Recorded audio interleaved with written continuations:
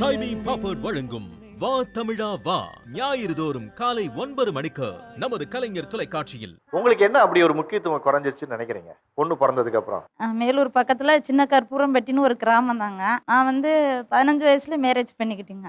15 வயசுலயே? ஆமாங்க. அப்பா அம்மாலாம் எதிர்த்துட்டு வந்து தான் லவ் பண்ணி கல்யாணம் முடிச்சுக்கிட்டேன்.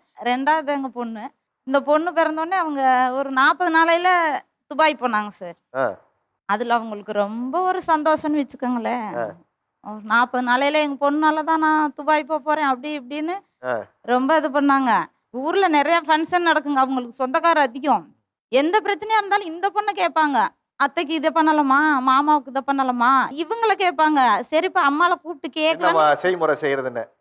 அம்மாவை கூப்பிட்டு கேட்கலன்னு இவங்களும் சொல்ல மாட்டாங்க. நம்ம சொல்ற அட்வைஸ் இவங்களுக்கு ரொம்ப கடுப்பேத்துற மாதிரி இருக்கும் சார். உங்களுக்கு என்ன பொசசிவ்னா, அம்மா லவ் மேரேஜ். ஃபர்ஸ்ட் அப்பா அம்மாவை பார்க்காம இருக்கவே மாட்டாங்களாமா. பட் நான் பிறந்த அப்புறம் நான் எதுக்கு உன்னை பார்க்க வரணும், நான் என் பொண்ணை மட்டும்தான் பார்க்க வருவேன் அப்படின்னு சொல்லிட்டாங்க. இப்போவும் அப்பா லாங் டிஸ்டன்ஸ்லேயே தான் இருக்காங்க. மந்த்லி ஒன்ஸ் தான் வருவாங்க. 1 டே தான் ஸ்டே பண்ணுறது. அப்படி இருக்கும்போது ஃபுல்லாக நானே என்ஜாய் பண்ணிட்டு போயிடுவேன். அம்மாவுக்கு அந்த பிளேஸ் கிடைக்காததுனால அவங்க ரொம்ப கோவப்படுறாங்க. அதுலேயும் ஒரு பிரச்சனை இருக்கு சார். இவங்க ஒரு சின்ன தப்பு பண்ணிட்டாங்க சார். அவங்க லவ் பண்ணிட்டாங்க சார். அந்த பொண்ணு திட்டவே இல்லைங்க. அப்போ நம்மளுக்கு எப்படி இருக்கும் நினைச்சு பாருங்க. ஏன் பாப்பா நீ இப்படி பண்றியாமான்னு கூட ஒரு வார்த்தை கூட கேட்கல. பூகம்பம் வந்துருந்தாங்க சார் நினைச்சேன் 1 செகண்ட். அப்புறம் அம்மாவை செம்ம திட்டிட்டு என்கிட்ட ஒண்ணுமே சொல்லவே இல்லை. பிடிச்சிருக்கா ஓகேடா விட்டுரு, 5 இயர்ஸ் கழிச்சு நானே மேரேஜ் பண்ணி வச்சிடறேன் அப்படின்னு சொல்லி முடிச்சிட்டாங்க சார். அப்புறம் என்னதான் பண்ணாரு எல்லாம் தெரிஞ்சதுக்கு அப்புறம்? அவங்களுக்கு ரொம்ப சப்போர்ட்டுங்க அவரு. நம்மளுக்கு அதான் ரொம்ப டென்ஷன் ஆகுதுன்னு வச்சுக்கோங்களேன்.